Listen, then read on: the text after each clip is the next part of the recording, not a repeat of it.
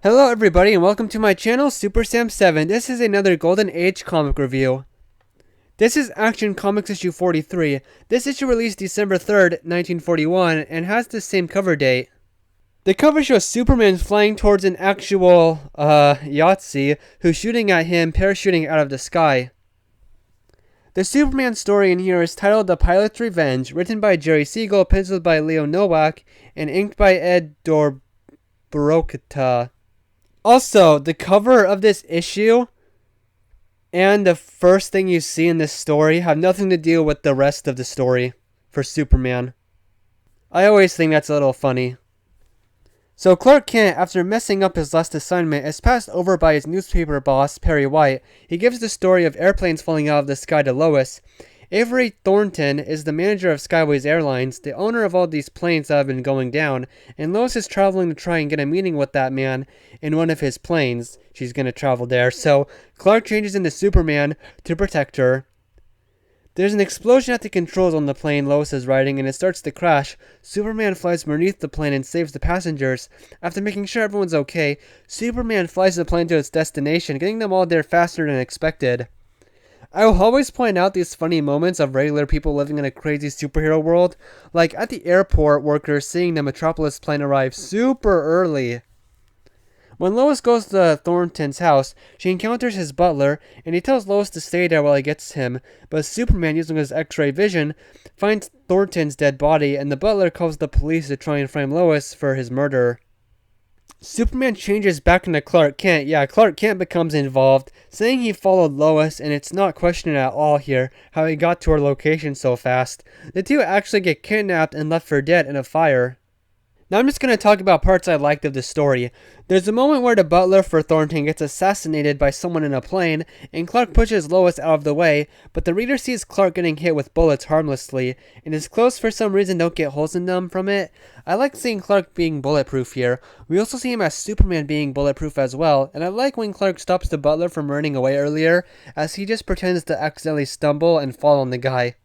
I also like how the speech bubbles show Clark stuttering when he talks, especially during this chaotic moment.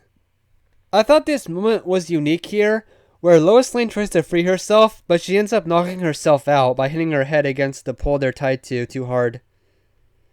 There are two thugs, which at first I thought were going to be some big part of the issue. These guys kidnapped Clark and Lois and wore little masks while doing it, saying they guarantee satisfaction, but they were really just normal thugs dressed up a little bit more. There is the funny moment where Lois holds up the butler at gunpoint, interrogating him about who killed Thornton, and Clark plays along with her, saying that she would shoot him.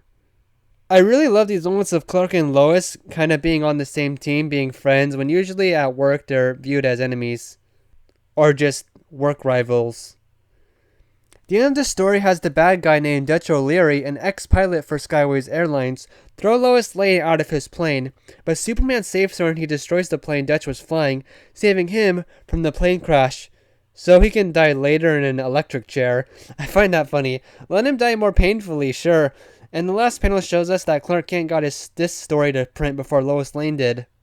I want to show this moment when Superman saves the plane that was carrying Lois at the start. He walks in and one pilot fires his gun point blank at Superman, and then the pilot recognizes he's Superman. What, the costume didn't give it away?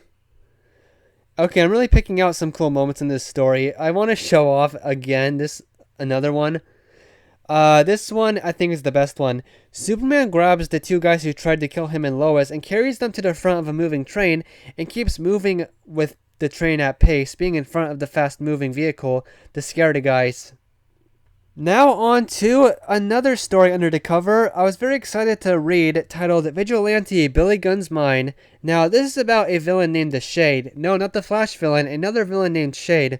This issue, Action Comics 43, is the Vigilante's second appearance. Issue 42 was his first appearance. The story was written by Mort Weisinger and art by Mort Miskin. Yeah, both the creators have the same first name. The story starts with a man starting a fire in an aluminum factory, all for the criminal named the Shade. The guy who started the fire goes back to the criminal leader and he gets shot dead by him because he didn't bring back all the loot. Funnily enough, the guy expected to get a bonus for it. The Shade's next plan is for his goons to kill an old cowboy named Billy Gunn. Well, the hero Vigilante, aka Greg Sanders, goes to one of Billy Gunn's shows. Billy Gunn gets booed off, so Vigilante goes backstage to talk to the guy. He feels bad that Billy Gunn wears old clothes, so they change looks for a bit. When he comes back out looking like Billy Gunn, he's attacked by the Shade's thugs. The Vigilante and Billy Gunn fight the gunmen and capture him. Later, the Shade's goons try to kill Billy Gunn again. This time, the Vigilante saves Billy and follows the goons back to their hideout, where a fight breaks out and Vigilante gets knocked out by a chair over the head. He wakes up with a noose around his neck, standing on a melting block of ice. When the ice melts, he hangs. Well, he kicks the ice block to alert a passing by Billy Gunn, who frees him. Ain't that lucky? Now it's up to Vigilante and an old cowboy to stop the Shade's new plan, which is to steal from a tungsten company. Vigilante easily stops all the thugs, and I like that he ties them all up with a lasso. There was some fun action scenes in here. I love the tricks with a lasso Vigilante would use, and sometimes the artwork would be very funny / weird, like here when a guy gets lassoed around the neck and flung around. I also like reading this as it gives me the feeling of old cowboys pulling out their guns really fast and hitting bullseyes. The Shade seems to be just a creepy guy covered in a green robe. He scares all of his henchmen though. He really just kills one of them with a gun. It doesn't seem like he has superpowers. He just looks a bit weird. This issue is Shade's first appearance, and the next issue is Shade's last appearance. I never would have thought that I'd enjoy reading Western like this. Well, is this really considered a Western? I'm gonna say it is because, well, it's the Vigilante. I like the language, the action, and the fun mix of cowboys and more modern stuff like cars, instead of riding horses. At the end, Vigilante learns that the Shade wanted Billy Gunn dead because Billy had inherited a valuable mine. Billy Gunn decides to stay with the Vigilante to keep fighting crime with him. This was actually my favorite story in the issue.